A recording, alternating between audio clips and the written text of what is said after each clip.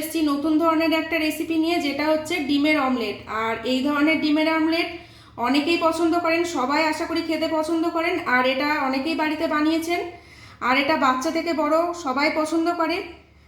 তাই এই ধরনের একটা রেসিপি আমি বাড়িতে একটা ভিডিও করে আপনাদেরকে দেখাচ্ছি। এটা আপনাদের আশা করি এটা খুবই ভালো লাগবে, এবং ভালো লাগলে অবশ্যই একটা লাইক, শেয়ার এবং সাবস্ক্রাইব করবেন। তাহলে আসুন ভিডিওটা শুরু করি। এখানে আমি একটা বড় সাইজের পেঁয়াজকে সরু সরু করে কুচিয়ে নিয়েছি, আর এখানে নিয়েছি দুটো কাঁচা লঙ্কা, এটাকে ছোট ছোট করে কেটে নিয়েছি।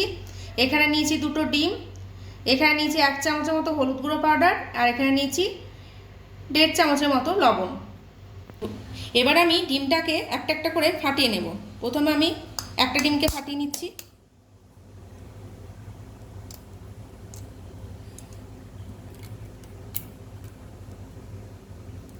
এবার আমি এর মধ্যে দিয়ে দেব অল্প সামান্য হলুদ গুঁড়ো পাউডার আর অল্প একটু লবণ।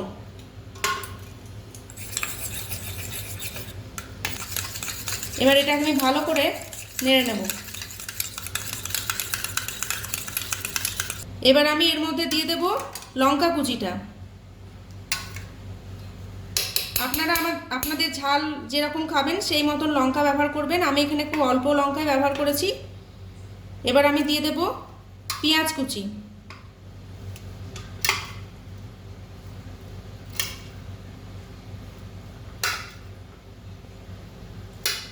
এবার গ্যাসের ফ্লেমটাকে অন করে একটা ননস্টিকের তাওয়া নিয়ে নিয়েছি। এর মধ্যে আমি অল্প পরিমাণে সর্ষের তেল দিয়ে দিচ্ছি।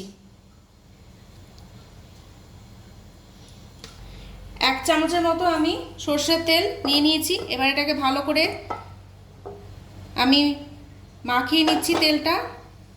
এবার গ্যাসের ফ্লেমটাকে একটু কম করে দিয়ে আমি ডিমের এই ব্যাটারটা দিয়ে দেবো এর মধ্যে।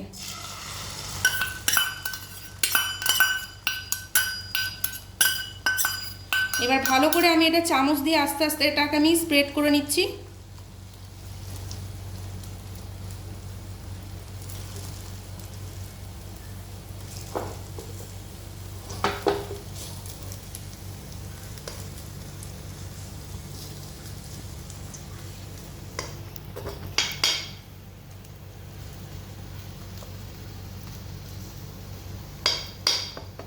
এবার আমি ডিমটা আস্তে আস্তে উল্টে নিচ্ছি।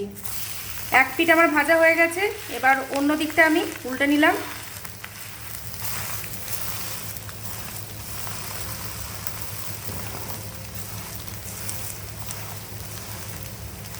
দেখুন আমি এটা উল্টে নিয়ে এটা ফোল্ড করে নিয়েছি। এবার এটা আমি প্লেটের মধ্যে এটা উঠিয়ে নেব। দেখুন আমার একটা ডিম রেডি হয়ে গেছে। এবার পরের ডিমটা আমি ঠিক একইভাবে বানাবো। দেখুন পরের ডিমটাও ঠিক একইভাবে আমি বানাচ্ছি। এক পিঠটা ভাজা হচ্ছে, এবার পরের দিকটা আমি উল্টে দেব। এটাও আমার রেডি হয়ে গেছে। এবার এটা আমি প্লেটের মধ্যে উঠিয়ে নিচ্ছি। তৈরি হয়ে গেছে আমার আজকের রেসিপি ডিমের অমলেট। আর এটা সবাই করতে পারেন, তৈরি করতে পারেন এটা। আর এই ডিমের অমলেট বাচ্চা থেকে বড় সবাই খেতে পছন্দ করে। তাই এই ধরনের একটা রেসিপি আমি বাড়িতে আজকে বানিয়েছি। ভালো লাগলে অবশ্যই এটা বাড়িতে ট্রাই করবেন, এবং ভালো লাগলে অবশ্যই এটা লাইক, শেয়ার এবং সাবস্ক্রাইব করবেন, এবং বেল আইকনটি প্রেস করবেন।